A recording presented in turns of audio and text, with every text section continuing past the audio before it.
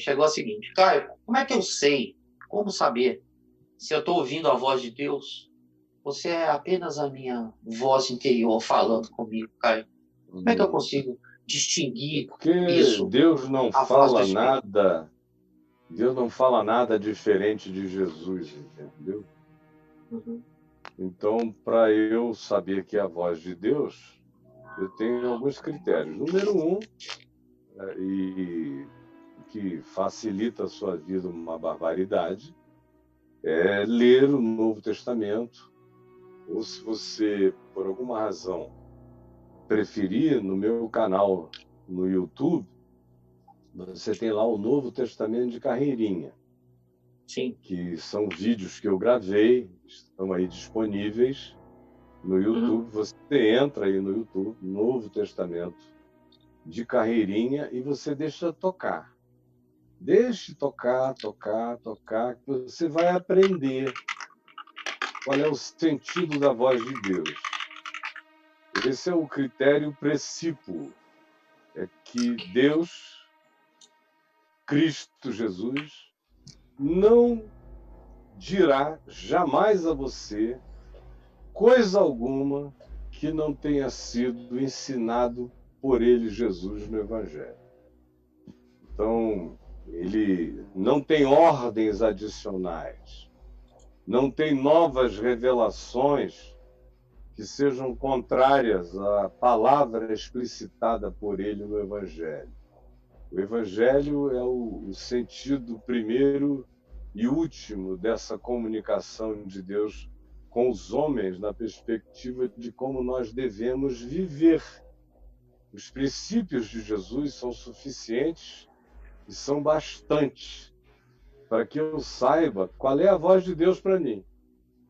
Eu, quando tenho uma palavra que eu acho que é de Deus no meu coração, eu não pergunto, és tu que estás falando comigo? Eu confiro, eu confiro, qualquer que seja essa palavra no meu coração, com aquilo que Jesus disse, com aquilo que Jesus fez, com o modo como Jesus viveu e com aquilo que Jesus ensinou. Se é coerente com o que Jesus falou, ensinou, viveu e fez, é palavra de Deus para mim. É uma atualização existencial e pessoal da palavra de Deus para o meu coração. Agora, Deus não vai me mandar fazer o que Jesus não ensinou, não viveu, não praticou e não gestuou. Não será a palavra de Deus jamais. Como disse Paulo, mesmo que venha um anjo, mesmo que seja um anjo de luz, que me diga para fazer coisas que vão para além do Evangelho, ou que me chamem para aquém do Evangelho, para além é uma invenção, para quem é um retrocesso, para além do Evangelho são todas essas novidades, esses pacotões enganosos que a religião vem ensinando e apregoando, doutrinas inventadas ou novas profecias ou revelações contrárias ao ensino do Evangelho, acrescentando, como se Jesus não fosse a encarnação plena de Deus, como se ele não fosse o verbo absoluto de Deus, acrescentando supostamente a Jesus o que faltou. Aí eu não aceito. Em tais acréscimos, eles podem vir de Pedro, que não passam num crivo, podem vir de Judas, o irmão de Jesus, de Tiago, podem vir de Paulo. Se for alguma coisa que tenha a ver com judaísmo, com opinião pessoal, com circunstância cultural e civilizatória, para mim não é algo que eu acolho. Eu já tenho a cultura brasileira que eu tenho que filtrar pelo Evangelho. Imagina só se eu vou comprar pacotões judaicos ou de qualquer outra natureza. Eu fico só com o Evangelho. Qualquer coisa que vá além que diga que daqui para frente eu tenho que botar uma bandeira de Israel na minha casa, para que os anjos do Senhor, na volta de Jesus, reconheçam onde eu estou, não vai. Se me derem uma revelação nova sobre a volta de Jesus, não passa. Se me marcarem uma data para qualquer coisa, Jesus disse que aquele dia e hora ninguém sabe quando será, portanto, não entra. Qualquer coisa além, qualquer coisa que diga que eu devo me comportar daqui para frente de um dado ou certo modo, que Jesus não ensinou, é além, não quero. Para mim, não será absorvido. E nem a quem. O que me mande lá para trás, obedecer a Moisés, seguir mandamentos de qualquer que seja a natureza, na perspectiva de que eu faça uma seleção dos mandamentos que me convenham, sendo que o fim da lei é Cristo para a justiça de todo aquele que crê, tudo que me remete para a arqueologia da Escritura, tudo que me remete para o tribalismo da Escritura, tudo que me remete para o desenvolvimento da Escritura no processo civilizatório e que é atrasado em relação à emancipação absoluta que Jesus no Evangelho propôs, também não entra. O que é aquém, o que me chama para trás fica fora, o que se propõe para além também fica fora, porque o Evangelho basta. Porque Jesus é o alfa e o ômega, porque ele é suficiente.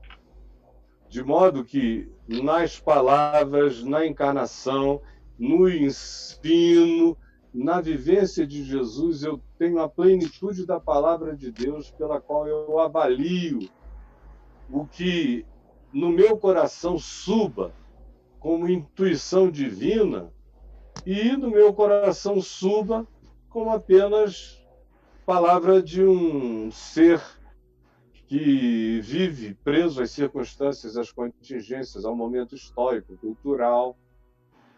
Se houvesse uma palavra de Deus hoje no meu coração dizendo: faze tudo que meu servo Bolsonaro te ordenar. Está perdida essa palavra, já nasceu morta no meu coração. Porque o que eu vejo o cara fazer contraria o espírito. Além de contrariar a palavra, contraria o espírito. O modo de Jesus não é aquele modo. O modo do evangelho. Se chegar e disser: segue o meu servo Trump, porque eu o enviei, eu não vou. Isso para mim é voz do diabo. Eu só sirvo a Jesus, que disse: toma a tua cruz e segue-me. E anda conforme o meu ensino. Não duvides, não titubeie, não haja no teu coração qualquer dúvida ou recalcitrância. É com ele que eu sigo, com mais ninguém. Eu não sou discípulo de Paulo, eu sou discípulo de Jesus. Paulo era discípulo de Cristo. Quando Paulo diz: me siga, me observe, ele diz isso a Timóteo e a muitos outros, porque não havia o ensino de Jesus para Timóteo ler. Não havia evangelho, não havia Novo Testamento, não havia palavra apostólica escrita o suficiente e bastante para eles terem referências de como proceder, de como caminhar, mas eu tenho um privilégio infinitamente maior do que o de Epafrodito, de Epáfras, de Barnabé. Eu tenho, de Timóteo, de Tito. Eu sou um privilegiado. Eu tenho 4 evangelhos que me contam a história e os ensinos de Jesus, e tenho ensinos apostólicos em epístolas e cartas, que são tentativas apostólicas de educar as igrejas, as comunidades do primeiro século, enquanto não havia evangelho, enquanto não havia parâmetro. O evangelho que eles ensinavam era todo de memória, era oral, não era escrito. Eles tinham o Velho Testamento, mas o Velho Testamento não é a palavra de Jesus. Tem palavra de Jesus no Velho Testamento, tem palavras conforme o ensino de Jesus, conforme o paradigma de Jesus, conforme o modelo de Jesus, ou conforme profecias que falavam acerca de Jesus. Mas o Velho Testamento, conquanto contenha princípios do Evangelho, ele não é o Evangelho, ele tem muita coisa nele que é anti-evangelho, que ficou obsoleto, que ficou para trás, é aquém.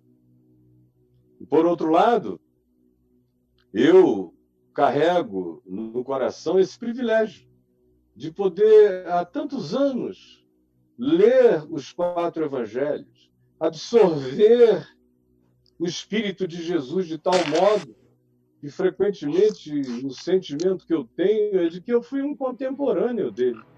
De tanto que eu leio e releio e li cultura judaica do primeiro século, como era o mundo de Jesus dentro do território de Israel, fora do território de Israel, no ambiente romano, no ambiente greco-romano, eu me sinto quase que um contemporâneo, como se eu tivesse vivido também naquele tempo, de tanto que eu me interessei em absorver essas percepções e conhecimentos. Eu falo sem dúvida. Tudo que eu falo, baseado no que eu sei. E o que eu sei e que me dá essa garantia vem, sobretudo, desses 4 evangelhos, que naqueles dias não existiam, eles foram sendo escritos depois. Jesus, de acordo com Joaquim Jeremias, que é um mestre inglês já falecido e era um especialista em costumes do primeiro século, tem alguém, especialistas em costumes do primeiro século, ele sabia que Jesus falava aramaico, ele mesmo era um especialista em aramaico, ele se deu o trabalho de traduzir várias parábolas de Jesus do Novo Testamento grego para o aramaico que Jesus falava e verificou que em aramaico essas palavras e parábolas soavam com rima. Eram literatura de cordel, como eu falei outro dia, elas tinham sonoridade de rima, o que fazia com que as pessoas ouvissem e não esquecessem nunca mais. Ela virava uma espécie de escritura na memória, porque a poesia tem essa capacidade de fazer a memorização se tornar infinitamente mais fácil, é como música, que você aprendeu a letra, frequentemente não esquece nunca mais, até anos depois. Interessante Jesus ter falado em aramaico e frequentemente construído as suas parábolas com rima, porque isso facilitou a repetição e a precisão do ensino durante muito tempo, até que o primeiro evangelho foi escrito, o evangelho de Marcos, depois o de Mateus, depois o de Lucas, depois o de João. Enquanto isso, o primeiro texto que a gente tem no Novo Testamento que foi escrito foi a carta de Paulo, a primeira carta aos Tessalonicenses. Não havia nem o Evangelho de Marcos ainda. Então, tudo tinha que ser dito e falado de memória, para que as pessoas guardassem. Eu tenho esse privilégio de ter isso escrito, que me facilitou a memorização infinitamente mais. E eu estava dizendo, é por causa disso que Paulo recomendava, me olhe, me veja, me observe e me siga. Porque era a única referência que aquelas pessoas tinham de alguém totalmente comprometido com o desejo de encarnar o que ele tinha aprendido sobre o Evangelho de Jesus, era Paulo. Ali em Éfeso, em Corinto, em Tessalônica, na Galácia, a gente vê na carta aos Gálatas que às vezes nem Pedro servia para ser esse exemplo. Às vezes nem Barnabé, que entrava em estado de dissimulação, de engano, de diplomacia com os judeus contra a radicalidade do Evangelho. Mas Paulo disse, eu, no que depender de mim, até onde eu compreendi, eu entendi, eu não vou abrir mão de nada. Vocês são a minha coroa e a minha glória, e o meu compromisso de ensinar pura e simplesmente o Evangelho de Jesus, tal qual eu o aprendi, me coloca numa situação única. Mas agora eu posso dizer para você, você tem um Novo Testamento. Leia, absorva, deixe-o tornar-se carne, memória. Eu li, por exemplo, hoje em dia eu tenho muito menos livros, mas eu já tive 8.000 livros, mais ou menos, eu dei para um monte de seminaristas. Quando eu era tutor de muitos seminaristas que chegavam na minha biblioteca, ai meu Deus, o senhor tem isso? E eu tinha às vezes 2, eu dava um para alguém, ou outras vezes eu já tinha absorvido aquilo ali, eu dava para alguém que ia ter dificuldade de achar. No curso dos anos, eu fui reduzindo. Depois eu dei a maior parte dos meus livros para a biblioteca da Fábrica de Esperança. Eu devo ter ficado, para mim, com uns 2 ou 3 mil livros, que depois, nessas viagens para lá e para cá, nos últimos 25 anos, eu acabei deixando alguns em alguns lugares, ou doando para pessoas que eu já nem me lembro mais. Hoje eu tenho aqui comigo não tantos. Acho que se somar o que eu tenho aqui com os que eu tenho ali dentro, hoje em dia deve dar uns 1.000 livros. E desses 1.000 eu devo ter lido, dos que estão aqui, pelo menos uns 800.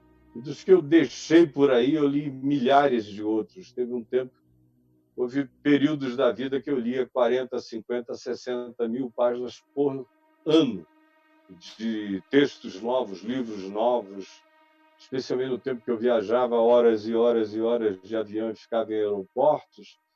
Eu consumi muitas dezenas de livros e de textos. Graças a Deus a minha memória é boa. Eu tenho a referência de praticamente tudo que eu li guardado na minha mente, na minha memória. Mas tudo que eu tenho aqui, e como eu disse, a maior parte do que eu tenho aqui eu li, mas eu troco tudo que eu tenho aqui, desde sempre, pela absorção simples do que entrou em mim, em jejuns, em orações, pelas madrugadas, em leituras altas, na floresta. Quantas vezes eu me internava na floresta, nos sítios, na Amazônia ou em outros lugares.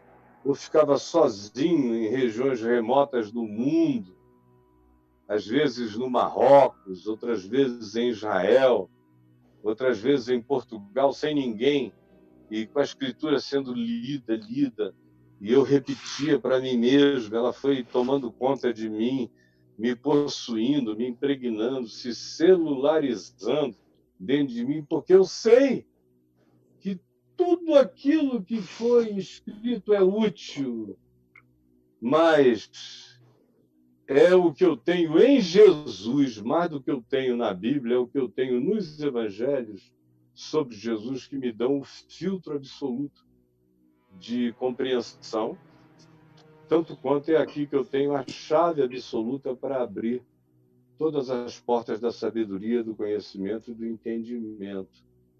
E eu não troco essa compreensão aqui dos evangelhos por todas as milhões de coisas que eu já li na vida, porque eu tenho sido salvo de muita loucura, tolice, idiotice e falsa ciência, falsa filosofia, falsa teologia, bem escritos, bem argumentados, mas que não partem da premissa de Jesus, portanto, não concluem com a lógica final de Jesus. Fui salvo de milhares de coisas, porque desde cedo o Evangelho se tornou para mim a chave que abre a porta das compreensões e também se transformou no filtro a partir do qual eu deixo todas as desnecessidades fora. O que é aquém nem entra, o que é além não fica.